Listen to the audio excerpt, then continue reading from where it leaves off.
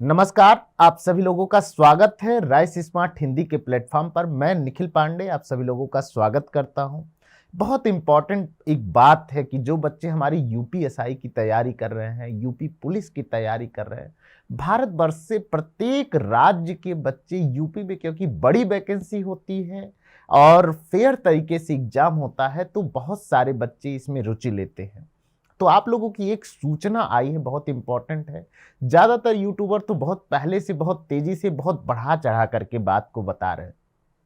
जो एथेंटिसिटी है, जो पेपर में लिखा हुआ है, सरकार ने जो गजट जारी किया है, उसमें जो बात कही जा रही है, सिर्फ उसको महसूस करना है। पहली बात तो ये है कि जब कोई परीक्षा लेनी होती है किसी संस्था को, वह रुचि अभिव्यक्ति करने के लिए बहुत सारे संस्थाओं को बुलाती है कि आप में से कौन कौन लोग हैं जो हम चाह रहे हैं वो आप करेंगे। ऐसे रूप में बहुत सारी संस्थाओं के रुचि की अभिव्यक्ति जो है, जो कहा जाता है, ये चीज होता है। तो यूपी पुलिस की परीक्षा के लिए जो 5 सितंबर 2023 को शिक्षक दिवस के रूप में, जैसा आप जानते हैं कि आया है, तो क्या कह रहा है कि उत्तर प्रदेश सरकार कह रहा है, भाई देखिए इसमें जो खास बात है कि उत्तर प्रदेश शासन द्वारा स्थापित उत्तर प्रदेश पुलिस भर्ती एवं प्रोन्नति बोर्ड लखनऊ के अधीनस्थ श्रेणी के लिए अब देखो कह रहा है कि ऐसी कार्यवाही बोर्ड चयन प्रक्रिया को प्रभावी ढंग से, बोर्ड क्या करना चाह रहा है, चयन प्रक्रिया को प्रभावी ढंग से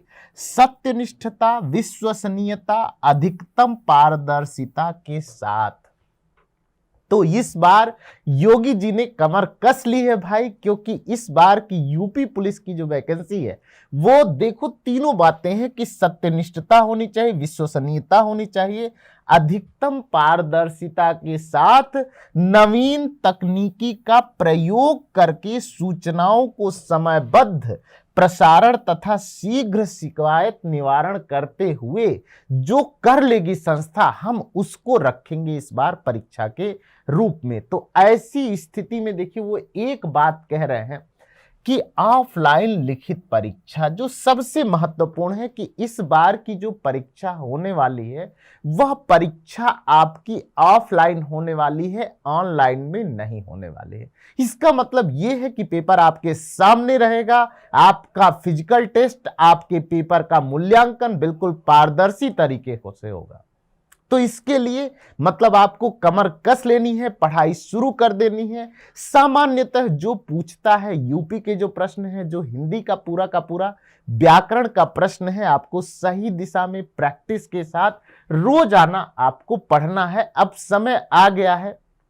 एक तरफ आपको शारीरिक जो मापन है, जो शारीरिक टेस्ट है, जो मेडिकल की तैयारी है वो ठीक से होनी चाहिए। दूसरी तरफ आपका जो रिटर्न एग्जाम होना है और ऑफलाइन होना है, उसकी तैयारी भी ठीक से होनी चाहिए। तो रणनीति बनाने के लिए, तैयारी को सुचारू रूप से जारी रखने के लिए आपको जुड़ना है राइस स्मार्ट हिंदी के प्लेटफॉर्म पर। अब खास बात क्या है कि यह इस तरह से एक कह रहे हैं कि भाई इसमें देखो खास क्या है कि उत्तर प्रदेश शासन द्वारा स्थापित जो अधीनस्थ चयन बोर्ड है वो क्या कह रहे हैं, विश्वसनीयता और सारी बातें जो लिखी जाती हैं सामान्यतः आप लोग जानते हैं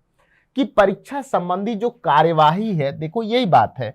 परीक्षा संबंधी जो कार्यवाही है इसको सुचारू रूप से चलाने के लिए ऑफलाइन लिखित परीक्षा, अभिलोगों की समीक्षा, शारीरिक मानक परीक्षा, शारीरिक दक्षता परीक्षा, अंतिम चयन सूची तैयार किए जाने की कार्यवाहियों को जो संस्था इस कार्य को करेगी उसके लिए रुचि अभिव्यक्त है कि आप हमारे पास फॉर्म जमा करिए इस जगह पर और हम आपको फिर जगह देंगे। तो आप लोगों के काम की जो सबसे महत्वपूर्ण बात यह है, स्पष्ट तौर पे वो यही है। अब देखिए इसका पाठ्यक्रम क्या होगा, जब तक नोटिफिकेशन नहीं आ जाता तब तक पाठ्यक्रम हो गया, आयु हो गया, आपकी तिथि हो गई, जन्म तिथि क्या माना जाएगा, किसको कैसा आरक्षण मिलेगा, जो उत्तर प्रदेश में पैदा हुआ है उसका क्या रहेगा, जो विभिन्न जातियों से हैं, जो ईडब्ल्यूएस से हैं उनका क्या रहेगा। इन सब पर जब तक नोटिफिकेशन नहीं आ जाता आप इन भ्रांतियों को छोड़ दीजिए। वैसे तो पिछले 10 सालों में जब भी परीक्षा हुई है सारी चीजें सेम रही हैं, कोई बड़ा परिवर्तन नहीं हुआ। लेकिन परिवर्तन ये है कि पहले ऑनलाइन होता था, अब ऑफलाइन होगा, लेकिन इन सब पर ज्यादा ध्यान आपको नहीं देना है, क्योंकि इस सबसे महत्वपूर्ण बात यह है कि आपका जो पाठ्यक्रम है,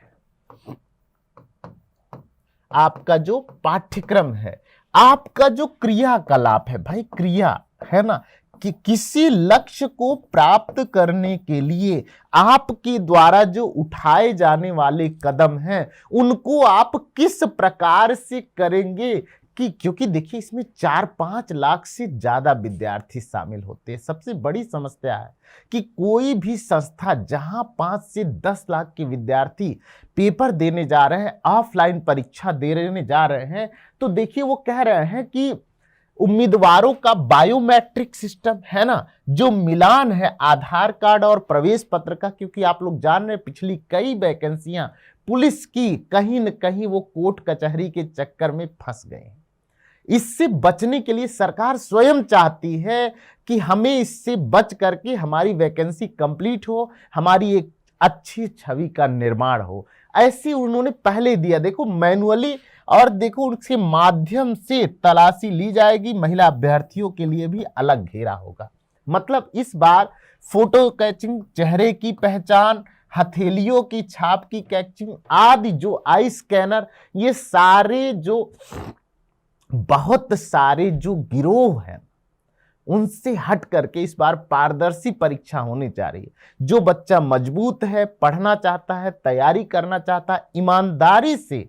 वो वर्दी की परीक्षा के लिए लड़ाई लड़ना चाहता है, ऐसे बच्चों का मैं स्वागत करता हूं कि वो हमसे जुड़े, हमारे साथ जो हमारा पूरा पाठ्यक्रम है, जो कैरिकुलम है, जिस तरह से जिस गति से चलना है, उस सब की जानकारी यहां हम आपसे साझा करेंगे। तो परीक्षा के बारे में जो चर्चा बहुत तेजी से एक विचार उठा है, लेकिन सरकार को पता है कि एक तो इलेक्शन है, अगर दीपावली तक फॉर्म भराते हैं तो 2024 तक भर्ती को कंप्लीट करना यह एक बहुत बड़ी चुनौती होगी, कि 5 लाख बच्चों के लिए क्वेश्चन पेपर तैयार करना, मतलब सभी के लिए क्वेश्चन पेपर बहुत तरह के सेट तैयार करना, आंसर की तैयार करना, और सही तरीके से सुचारू रूप से उसके लिए एजेंसी का आमंत्रण है। तो यह महत्वपूर्ण बात नहीं है, महत्वपूर्ण यह है कि आपको पढ़ाई शुरू कर देनी है, आपके दस्तावेज सही हो, कोई नाम, कोई फोन नंबर, कोई फोटो में कहीं कोई गलती ना हो, है ना, शारीरिक जो मापन है वो आपका सही होना चाहिए, जो दौड़ है, जो फिटनेस है वो सही होना चाहिए। इसके साथ देखो एक बात महत्वपूर्ण है कि आप सभी जो एक लक्ष्य बनाते हैं, एक ग्रुप के साथ लोगों से जुड़ करके आप अपनी तैयारी को अंजाम दीजिए। तो राइस स्मार्ट परिवार आपकी सफलता के लिए हमेशा से एक गार्जियन, अभिभावक के तौर पे आपके साथ कदम से कदम मिलाकर चलना चाहता है। आप हमारे चैनल के साथ जुड़िए, हमसे जुड़िए। मैं आपको हिंदी विषय पढ़ाऊंगा और 100% नंबर लाने की बात मैं कहता हूं हिंदी में, कि आपके प्रश्न गलत नहीं होंगे, चाहे वो प्रैक्टिस सेट हो, चाहे हैंडआउट हो, चाहे आपको पीपीटी हो, जिस भी माध्यम की आवश्यकता पड़ेगी हम उसका उपयोग करके आपको पढ़ाएंगे। तो आज मैं अपनी बात को यहीं पर विराम देता हूं। बहुत बहुत धन्यवाद।